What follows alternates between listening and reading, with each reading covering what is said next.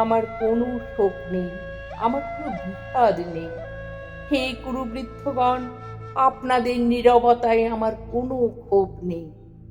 পিতামহ ভীষ্ম, ক্ষমা করবেন, আপনাকে প্রণতি জানাবার স্থিরতা আজ নেই। আর কর্ণ, তোমার জন্য ঘৃণাও বড় বেশি মনে হয়।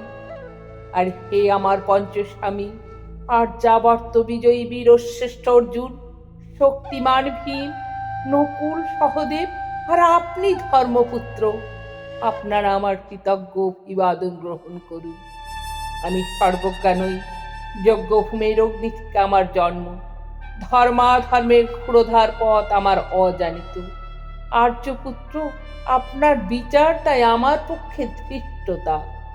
আপনার কোনো বিচলন নেই, আপনার ধর্ম আপনাকে রক্ষা করেছে বিকার থেকে। কৃতজ্ঞতা জানান সেই ধর্মকে। ভীমসেন, তোমাকে আমি ভালোবাসা দিইনি কখনো, তাই তা ফিরেও চাইনি।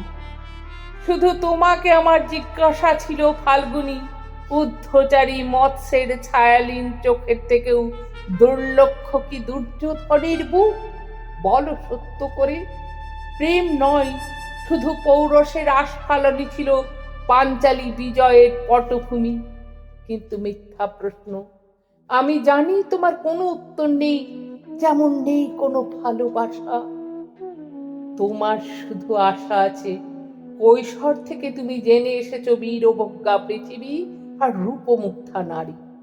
জেনেছ একদিন ধাত্র রাষ্ট্রের হাত থেকে ছিনিয়ে নিতে হবে কৌরব উত্তরাধিকার।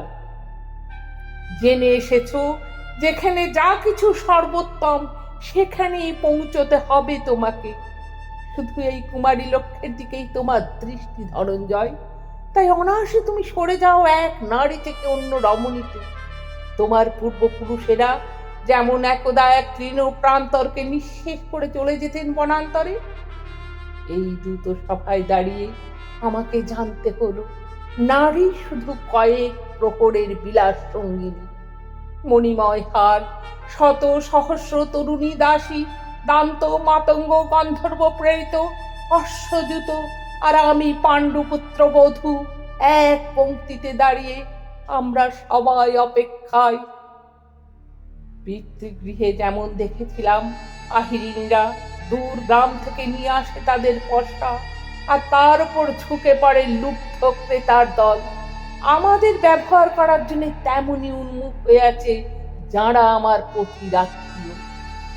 আর আমাকে আমাদের বিলিয়ে দিচ্ছে যারা, তারা আমার পঞ্চস্বামী, বিবাহের মঙ্গলসূত্র হাতে বেঁধে যারা একদিন আমার উপর নিয়ম সিদ্ধ করেছিলেন তাদের অধিকার।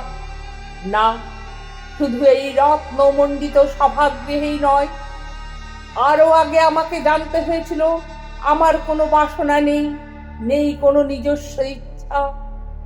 অর্জুন, প্রথম দেখার মুহূর্তে আমার হৃদয় দিয়েছিলাম তোমাকে, অথচ আমার শরীরকে প্রথম আলিঙ্গন করলেন ওই মহাভাগ, যার খ্যাতি ধর্মপুত্র বলে। ইন্দ্রপ্রস্থর সৌধ শিখরে যখন আছড়ে পড়ত নববর্ষার জলধারা, যখন আমার কামনা ছুঁতে চাইতো তোমাকে, আমার অনুভূত দেখে তখন আকর্ষণ করতো অন্য কেউ, যে আমার স্বামী। বসন্ত রজনীতে, কিংসুকের প্রমত্ত উল্লাস মুহূর্তে তোমার ব্যাকুল বাহু টেনে নিত আমাকে নয়, অন্য কোনো যুবতীকে। বারে বারে আমাকে সন্তানবতী করেছে পুরুষ, কিন্তু তারা প্রত্যেকেই আমার আকাঙ্ক্ষিত নয়।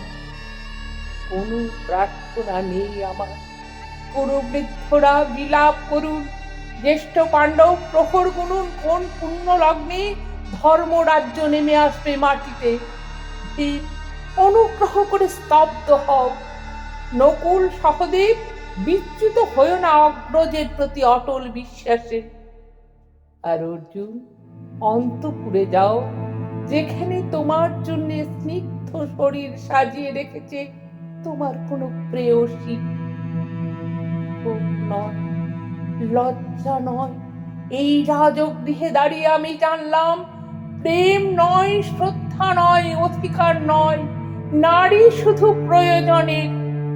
জানলাম এখানে কোনো ভেদ নেই ধর্মপ্রাণ যুধিষ্ঠির, শক্তিমান ভীম, প্রেমিক অর্জুন আর লোলুপ ধৃতরাষ্ট্র নন্দনদের মধ্যে।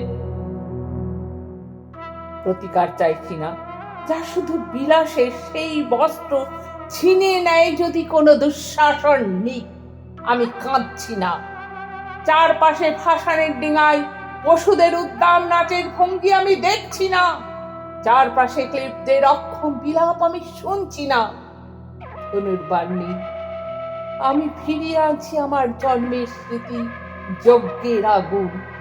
দ্রৌপদী নই, নই পাঞ্চালী, নই ভরত কুলবধূ। আমি কৃষ্ণা, যজ্ঞাগ্নি সম্ভূতা, শুধু নারী এক।